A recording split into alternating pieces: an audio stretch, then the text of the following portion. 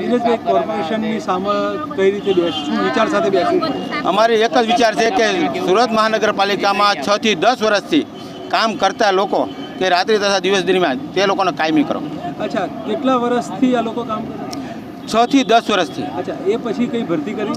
2013માં ભરતી કરી, 2017માં ભરતી કરી, તો પણ એ લોકોનો સમાવેશ કરવામાં આવ્યો નથી. અચ્છા, એ ભરતીમાં થયું કઈ રીતે કામગીરી? બસ રૂપિયા પૈસા દો અને કામ કરાવો, અચ્છા, બસ બીજું કોઈ ઈલાજ નથી એનો.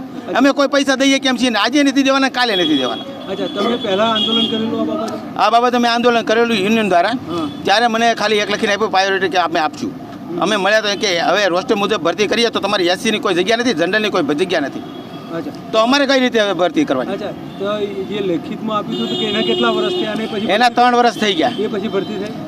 ભરતી થઈ નથી ને થાય પણ નહીં. આ લોકો કરશે પણ નહીં, કેમ કે આ લોકો કોન્ટ્રાક્ટ બેઝ ઉપર બધી ભરતી માણસો રાખ્યા કરે છે. નવા માણસો કોન્ટ્રાક્ટ બેઝ ઉપર રાખે તો ભરતી કરવાનો કોઈ પ્રશ્ન નથી ઊભો થતો ને. આજે શું નિશ્ચય સાથે બેઠા છો? એક જ નિશ્ચય છે, અમને કાયમી કરો ને અહીંથી ઊભું નથી થવાનું. તમારી સાથે કેટલા કર્મચારીઓ જોડાયા? મારી સાથે 435 જણા. ટોટલ શહેરમાં કેટલા કર્મચારીઓના આવવાના છે? 3000 જેવા છે.